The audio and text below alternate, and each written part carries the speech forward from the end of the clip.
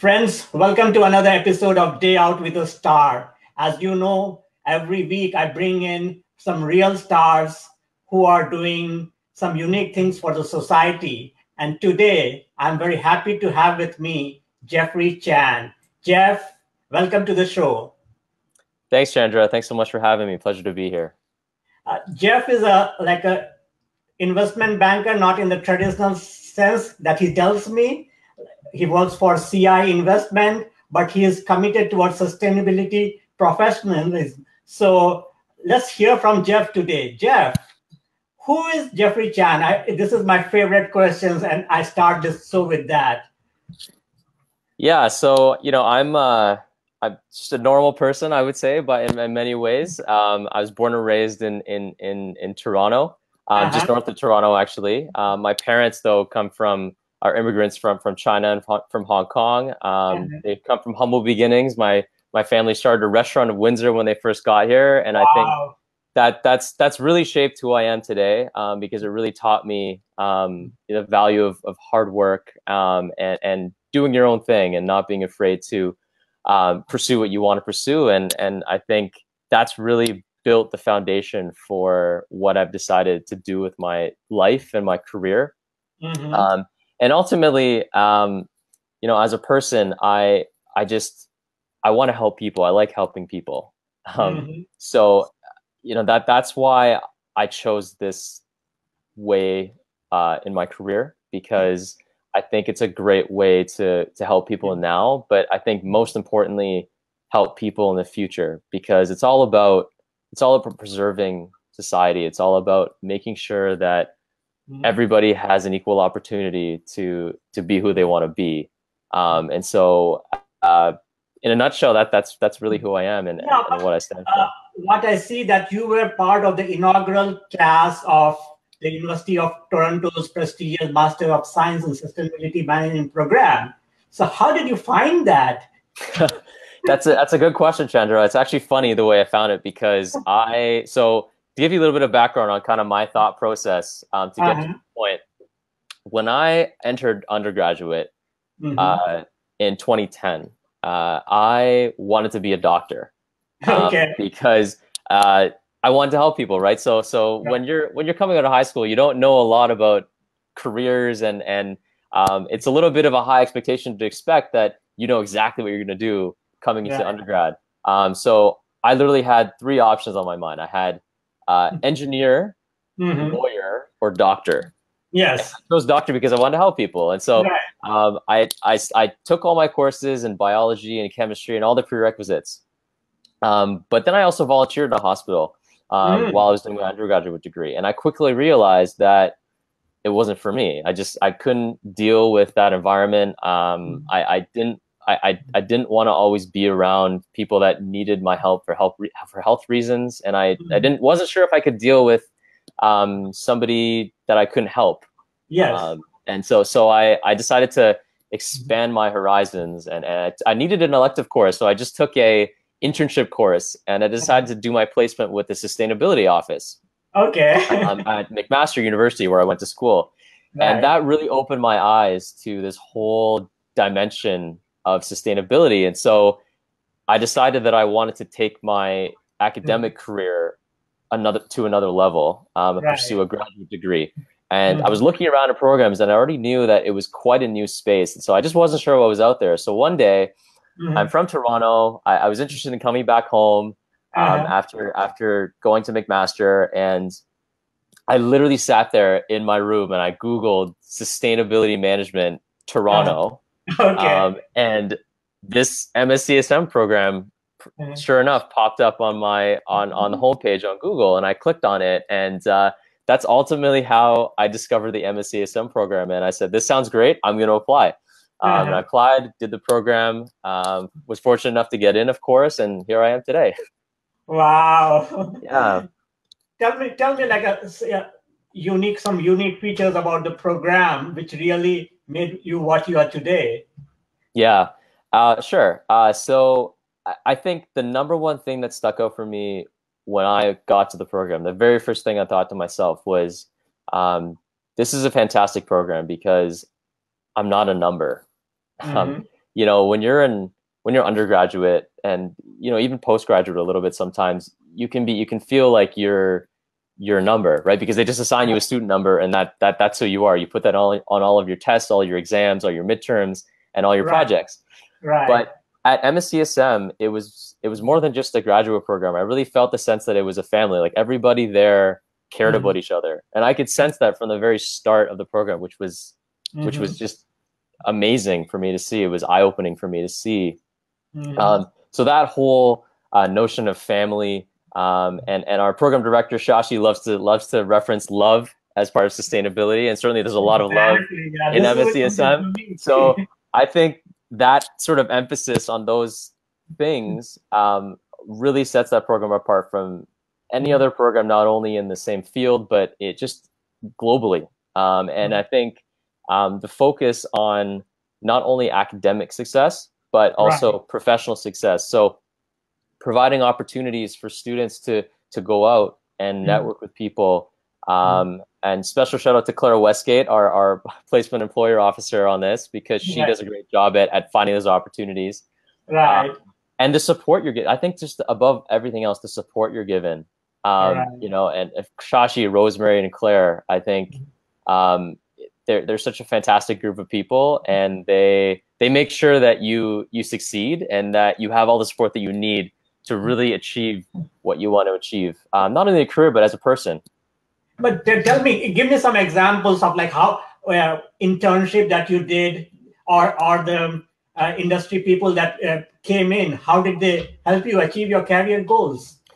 Yeah, so I think the industry speakers that come in to talk to us, I think the number one thing for me, at least, was that they give you a really good sense of what it's really like to be out there in the field. Because, of course, the only way to truly know what it is to work in the field is to work in the field. But if you're a student, you can't do that, of course, at the same time. And so having those industry speakers come in and just give you the lowdown on what's really happening and what it's really like, it really helps you out, because then when you go out there, you have that perspective, and that perspective is invaluable. And I'm finding it to be invaluable right now in my current role at CI Investments. But so we were talking about how you got into CI investment, right? Yeah.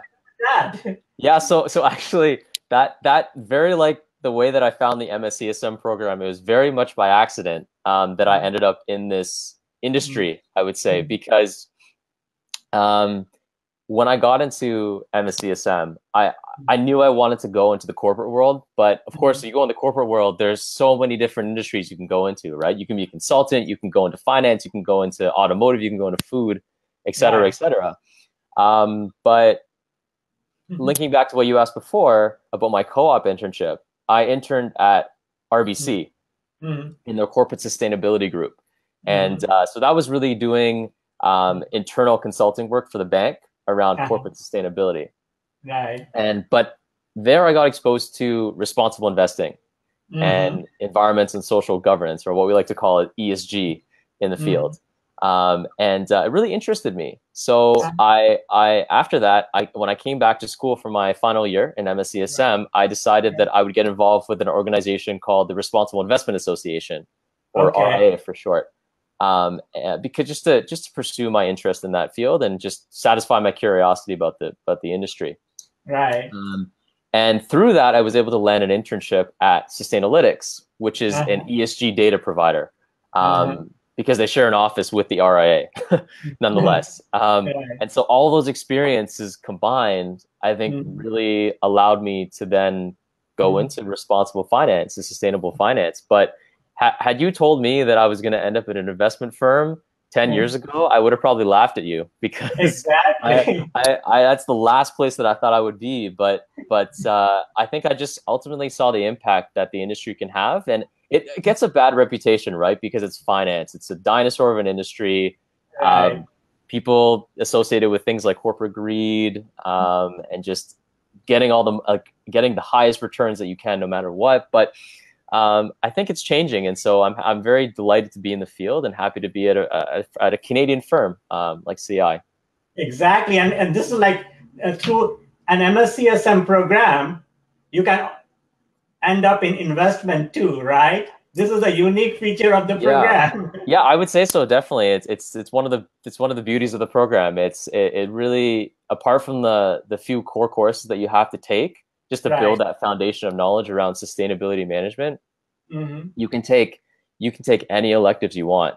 Mm-hmm. I even took electives in the MBA program at Rotman, as well Wow. as a number of my colleagues. So that's a tremendous opportunity to learn, Mm-hmm. and to expand your horizons. And so it really does give you a lot of flexibility to do what you want. No, that's great, and it's good to know about the program. But going back to you and your role at CI Investment now, Mhm. this is a very traditional space, right? Yes, So why now? Why are they moving towards sustainability and responsible investment? that's a great question. I think obviously organizations such as the United Nations Principles for Responsible Investment, or UNPRI for short, which Mm-hmm. effectively gathers a bunch of different companies in the investment space, whether you're an asset manager, an asset owner, or a consultant, and really tries to define that commitment towards responsible investment. Of course, organizations like that puts pressure Mm-hmm. on companies like CI, because all of a sudden, when something like that comes out, clients Mm-hmm. start asking about it, and so you can have that client-driven demand. But Mm-hmm. I think just with the number of global macro issues and macro trends that are happening, climate change is a perfect example Right. of one of those issues and one of those trends. Um, you just have clients, companies just realizing, seeing with their own eyes, what issues like that really mean for the world. Right. And I think Exactly. you have leaders that are progressive enough to really see not only the risk, but on the opportunity side, the opportunities Mm-hmm. of really prioritizing those issues, and understanding that those issues and Mm-hmm. prioritizing them are good business decisions, because ultimately they can lead to higher profitability, right? Right. And so I think there are a number of factors at play, but I think a combination of just the recognition of the importance of those issues, the materiality of those issues, Mm-hmm. but also client-driven demand, Mm-hmm. people asking about it, Oh, millennials, for example, wow. being a lot more aware of these things that are happening in the world due to the access to information that they have. Right. I think it's really driving this whole movement of sustainability globally, not only in the investment space, but everywhere. But so you are saying that you are not only convincing investors, Yeah, but investors are coming to you, right? I would actually say, yeah, I would say for CI, the Uh-huh. latter is true. I would say a lot of our clients, especially on the institutional side, because Uh-huh. you think about institutional investors, like a pension fund, a very long-term investor, something like Mhm. climate change is going to have a substantial impact on their Mhm. investment portfolio.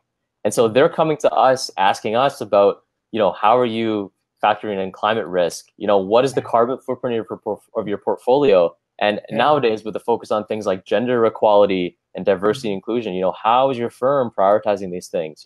How do you have any products that focus on these thematic areas? So I would say it goes both ways, but what I've seen at CI so far, it's predominantly client driven for sure. Wow. Yeah, that's good to know. But like as a sustainability manager, how Hmm. do you fit in? I, I like to think of myself as a spider in some sense, with Okay. with eight legs, because I feel like my work just it spans the entire company.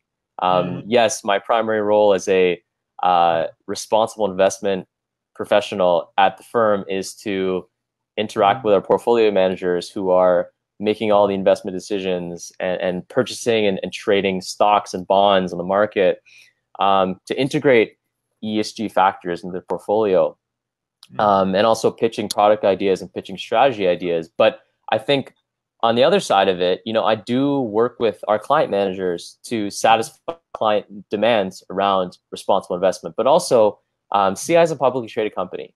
And so Okay. on the other end of it, we feel the pressure as a corporate issuer, not only as an investor, whether it's being rated by a rating agency or whether it's one of our investors that holds shares of CI pressuring us about ESG, responsible investment, corporate sustainability. And so my role at the firm is really, it stretches so many different areas that I feel like it's incredible. It's an incredible role. It's an incredible opportunity. I feel so fortunate to be there. But it does come with its challenges, Yes. of course, because it's such a large, large organization, and to be a small team, it's really just myself doing it. It is a challenge for sure. No, it is. But tell me, like, what's the difference between being a responsible investor and an impact investor? Whether being responsible has been able to create impact? Yeah, that's a very good question. I think maybe I'll take a step back here and just talk about the field in general, because I think when you talk about responsible investment as a field, depending on who you talk to, it means something different. And I think there's so many acronyms out there, whether it's responsible investing or RI, ESG investing, sustainable investing, impact investing, negative screening, positive screening, norms-based screening, right?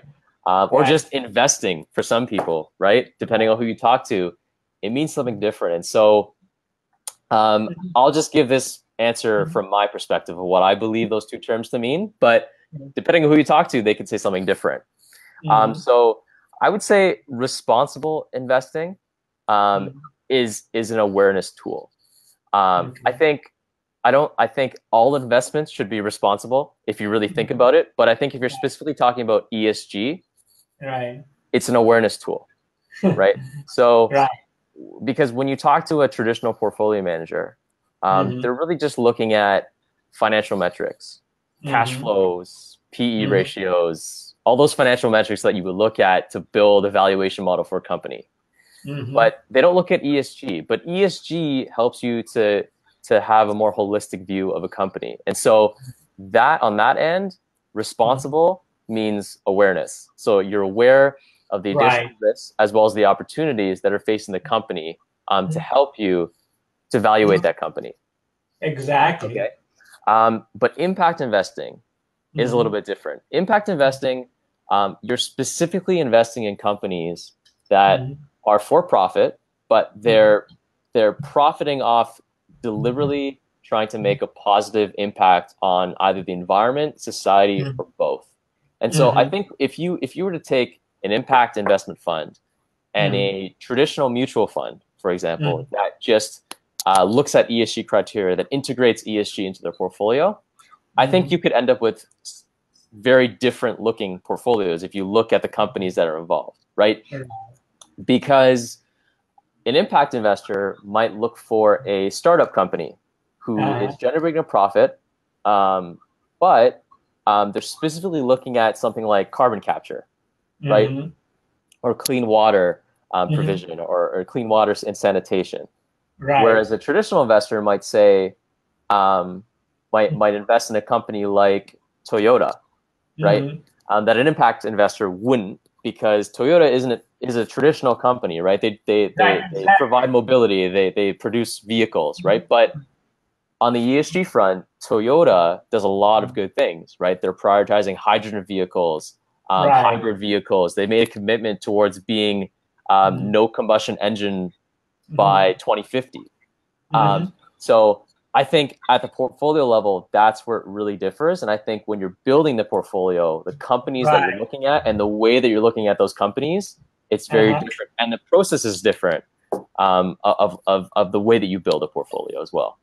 No, that's like a very good explanation that you gave between what is impact and what is responsible investment. But tell me, what would your advice be for sustainability professionals who'd rather work in safe areas like finance and IT sector instead of going to become a sustainability professional? Yeah, that's an excellent question.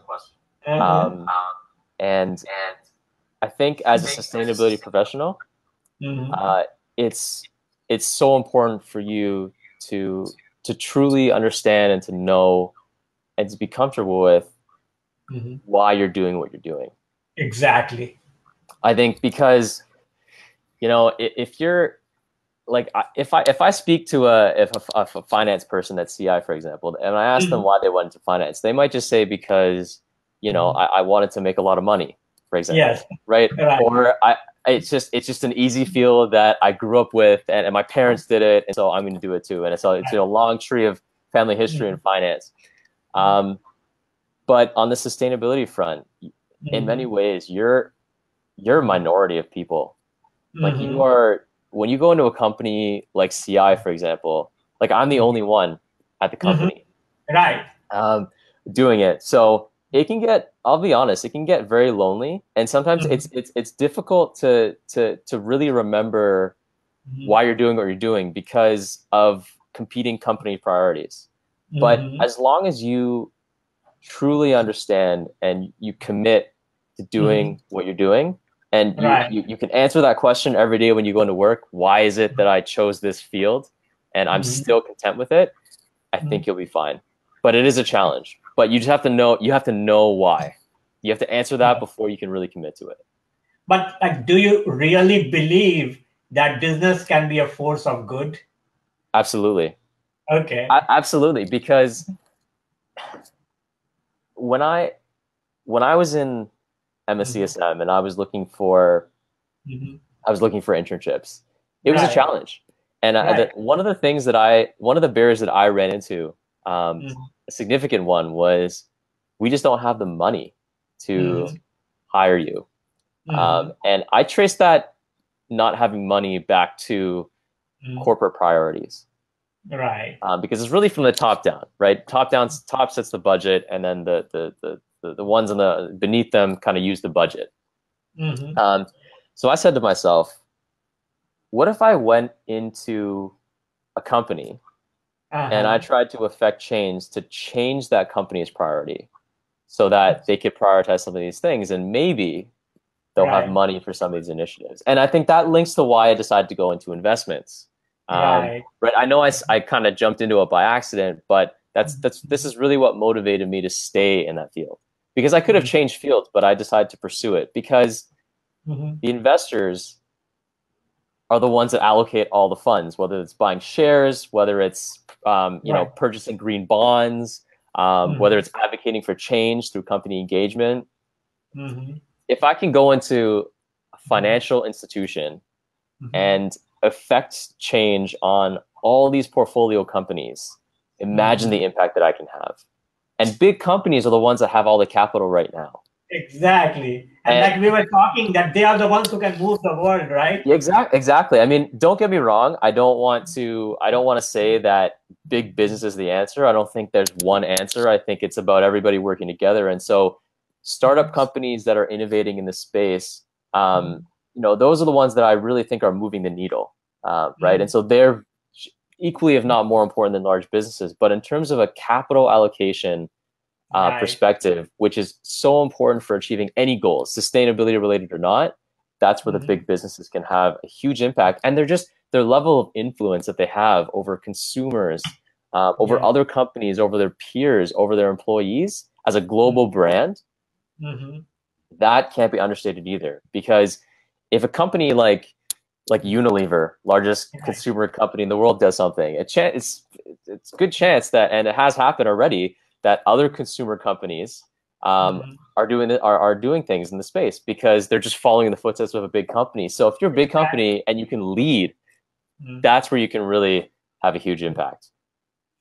I completely agree with you, and it's a great thought for people who want to follow your footsteps and come to impact investment or sustainability, become a sustainability professional. They always have to remember why they are doing it and how they can change the world to maximum impact, right? Yeah. And I would add to that too, like within knowing why you're doing it, know where you want to have your impact. Right. Because sustainability is not an industry, right? It's you can go into any industry and do sustainability, right? So you have to know which industry is important to you, what kind of work is important to you, where do you want to have your impact, how do you want to have your impact, and what what sustainability issues are important to you, Right. because that's really going to drive where you can go, and how strong your commitment is. Because if you're passionate about something, you're going to work at it all the time until you achieve what you want, because you're just so passionate about it. And that's, I think, above everything else, you have to have the passion. And today there are enough opportunities that you can sustain your passion, right? Yeah, for sure. I think Mhm. I would say it's still early stages. I Mhm. feel like Mhm. people have been saying it's early stages for a while, but I still believe that it's early stages. I think Mhm. the interesting thing about society, I would say, is we're very reactive in nature. So until Right. something substantial happens, like really, really happens and affects everybody, we might Mhm. not truly commit to it like we Mhm. probably should. But I think still there are opportunities, because you're seeing the Yeah, impacts, right? And so exactly. companies are starting to prioritize these things. Mhm. And so currently there are a lot of opportunities, but I think those opportunities are only going to increase in the future, because these issues aren't going away for sure, Yes. and there's just going to be increased demand Mhm. for people like with MScSM degrees, for example, to go out Exactly. there and really apply their skills and their knowledge, and really be multidisciplinary thinkers and collaborative thinkers, to try and solve some of these global problems that we have. Wow. No, I completely agree with you. But tell me, how has this journey seeding your knowledge about a sustainable world uh, has changed you as a person?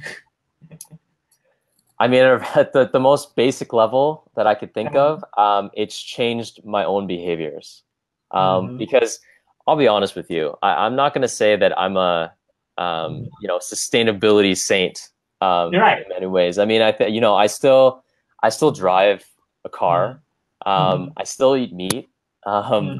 and those types of things, right? That Mhm. we everybody knows that the impacts of those activities are large. So I Right. still I still do those things, but I think that being in this field has definitely made me more accountable, Mhm. for my actions, and really made me put a much more conscious effort, in trying to curb some of my impact.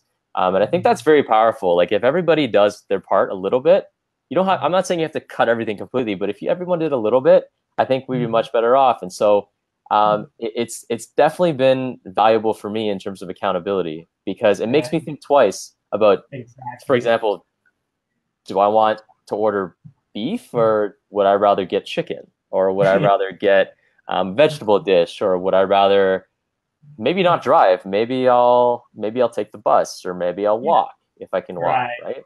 right? Even if it's cold outside, for example. So it's been a very interesting interplay between the personal and the professional life, and I can say too that it's impacted my family and my friends, and as well, Exactly. because they hear me harping them about, oh, you should consider this, you should consider that, or this doesn't go in this waste bin, that goes in recycling, or this goes in Yes. compost or whatnot. So it's Right. changed their behavior as well. And I think too, personally, as a person, it's made me more aware of my surroundings, Right. and just because when you're not in the field, and you kind of hear about Mhm. something like Tropical Storm Michael is a very recent Mhm. example, right? That Right. uh, you might just think, oh, it's a severe storm that just Mhm. happened, right? Because Mhm. and it makes sense, because Florida's by the coast, and it makes sense. They have tropical storms quite frequently, but to take your thinking one step further and to link it to global issues like climate change, I think that's where being in the field has really had an impact, because it's changed the way that I view things that are occurring in Right. the world. Right. No, and like again, you are too young to have a legacy, but what do you think you want to leave as a footprint for the future generation? Honestly, I don't know if I want to call it a legacy, but I Uh, think um, I, I want to do my part in making sure that the world not only is okay by the time I'm done, mhm. but that that's a better world. I Mhm. think I think a lot of people that I talk to, when they think about sustainability challenges, especially in the context of climate change. It's the best of times, but it's the worst of times, it's the best of times, right? Right. Because there are these huge issues that are just so daunting that you're not sure if you're going to be able to solve or not. But if you solve them, the world will be a better place for it. Because the things that you're solving, the things that you're finding, and the impact that you're generating, and the way that you're shaping the world moving forward, it's a very powerful thing. Jeff, I can see the passion in you, and I sincerely hope that you can continue keeping that passion in this investment world that you are in. I hope so too, Chandra. Thank you so much for your time, and I hope that you can continue. We can work together to bring many more people who are the real stars and who are trying to drive sustainable investment. We can bring to this platform and showcase their own stories.